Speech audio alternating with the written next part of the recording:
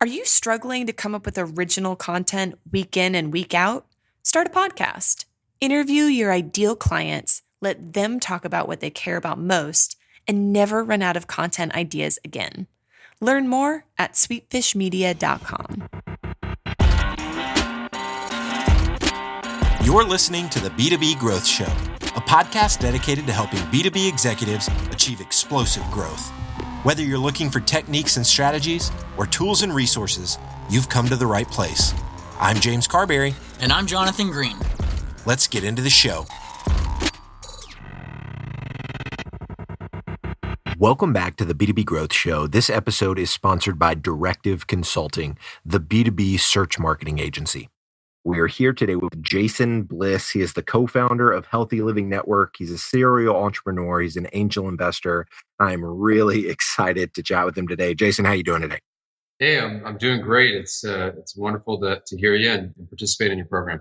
I'm excited to chat, Jason. We're going to be talking about a lot of different things today, but it all has to do with your methodology for starting and scaling companies. Before we dive into that too deep, though, I'd love for you to just give some context to our listeners. Tell us a little bit about your background and what you're up to.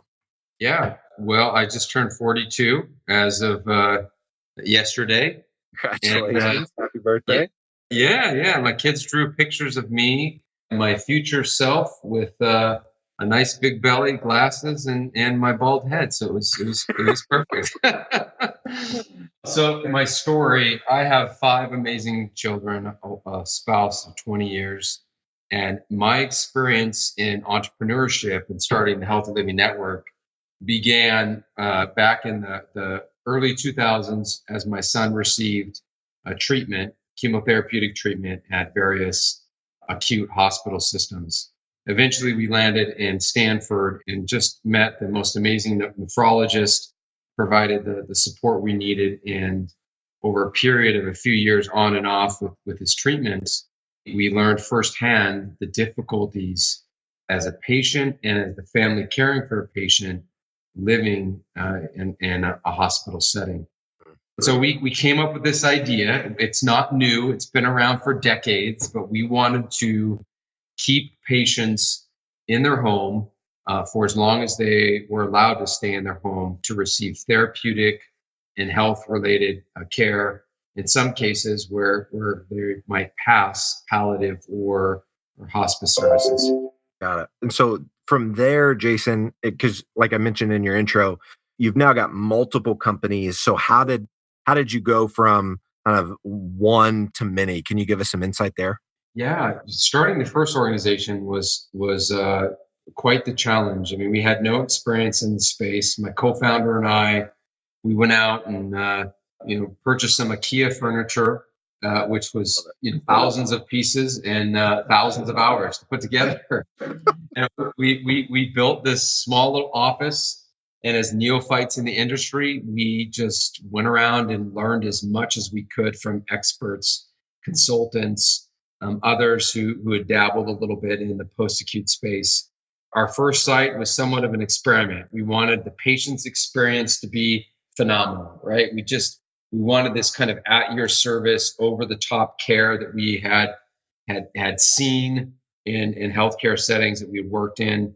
And we wanted the employees to feel valued and appreciated. And that, I think, under those premise and kind of mission-focused thoughts, we launched our first company, and it quickly evolved into something that was special.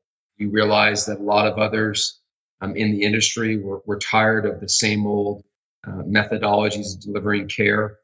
There were some amazing sales talent that were burnt out from a numbers-driven organization that talked only about the bottom line and money, when we talked about doing what was right for the patient and the employee, and that the reasonable returns would follow. And so it went from 1 to a dozen to 2 dozen. It had this quick, fast-paced scaling that, one day I was building IKEA furniture, and the next day I'm not building IKEA furniture. Other people are. And so one of the things, Jason, that is fascinating to me about your model and how you've scaled and grown these companies is this concept of giving away equity to attract the talent that is required to grow these businesses. Can you talk to us? Because I know a lot of people would probably say, "What? Well, why on earth would you need to give away equity? Couldn't you accomplish the same thing without doing that?" But you have found it to be incredibly beneficial when that becomes a part of the equation. Can you talk to us about that? Yeah, yeah. So for me, it's really a tough discussion because there are private equity and venture capitalist backed organizations, or even successfully run businesses that just don't believe in the idea of a business model that gives ownership, right? Like, who in their right mind would possibly want to give up equity in when you know that the value at an eventual exit will be monumental. And so I think my co-founder and I, we just had a different way of looking at businesses. Again, with the understanding that we were never trying to build an empire that believed in profiteering and going out and just making more money for us and for others, but an idea that we wanted to build around, which was this, at your service concept of taking care of others for the right reasons. I think as we looked at this business, we realized that as the founders, we didn't want to, years from now, sit back and enjoy what an exit might look like on our own. Instead, we wanted to consider giving top talent, those that had thrived in helping our organization operationally from a business development perspective, in giving them a portion of the business. And I think that one initial idea, one initial thought was the catalyst behind seeing some growth in a lot of new markets. On the angel investing side of businesses, it's very easy because for me, if I come up with a great idea, but I don't have the capacity to operate it, or I come across a great idea, but I certainly don't have the time to commit to it, partnering with the right individuals, giving up equity, finding the right portion of equity has always worked well for us. All right, today's growth story is about search engine marketing. Clear Company is an HR tech company that was doing a lot of things right.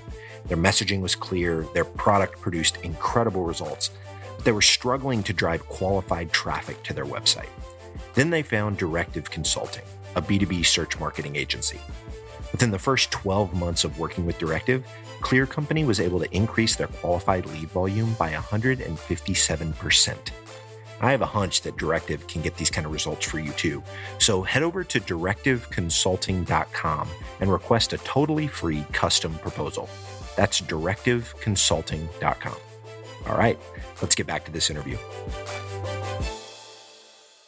And so when you're trying to find people, Jason, to give this equity to lead to the growth that you've experienced in so many of your companies, is there a particular type of criteria that you're looking for? Like what are those things that are must-haves when you're trying to grow a business with the right talent?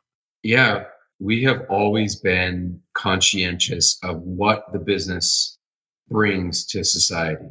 Does it have the capacity to momentously change the way individuals think, the way they receive care, the way that they are engaging whatever the product or the service line might be? And if we think that it's socially responsible, we've kind of gotten, completely behind it. I think home health, hospice, private duty, the idea of keeping someone in their home so that they don't have to receive care in an acute or skilled nursing environment is very holistic for healing and something I think most people believe in. But even some of the angel investing businesses where it might be an app, it might be a model to enhance the way in which we receive telephonic services for healthcare in the home. All those sort of things, I think, again, we go through a review of how we think it will impact positively the environment, whoever that might be that's receiving it. And then if it's something that we personally can get passionate behind and believe in, we've had a lot of pitches. I've had a lot of pitches come my way for businesses that would probably make me a lot of money, and I've turned them down. And I think that my fellow entrepreneurs and business owners would think I was foolish for doing so. But again, it was never about just living a lifestyle of the rich and the famous, as I heard so often in the 80s and 90s. It's, for me, living a lifestyle that I'm proud of, living one that I'm honored to be a part of, becoming a support of a business and organization that I can stand behind and approve. I love it. Jason, this has been fantastic. If somebody listening to this, they want to stay connected with you, they want to learn more about what you're doing with Healthy Living Network, check out some of your other companies, what's the best way for them to go about doing that? Yeah, I can be reached on LinkedIn under Jason P. Bliss. I think I'm one of the few people that actually use my middle initial. So it'll be easy for you to find me. Certainly looking forward to helping out and contributing as best I can to current or future entrepreneurs. Thanks for your time. Love it. Jason, thank you so much for your time, man. This has been incredible. I really appreciate it. Thank you.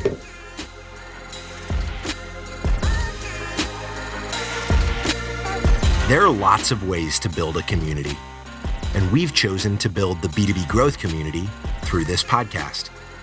But because of the way podcasts work, it's really hard to engage with our listeners. And without engagement, it's tough to build a great community. So here's what we've decided to do. We're organizing small dinners across the country with our listeners and guests. No sales pitches, no agenda, just great conversations with like-minded people. We'll talk business, we'll talk family, we'll talk goals and dreams. We'll build friendships. So if you'd like to be a part of a B2B growth dinner in a city near you, go to b2bgrowthdinners.com. That's b2bgrowthdinners.com. Thank you so much for listening. Until next time.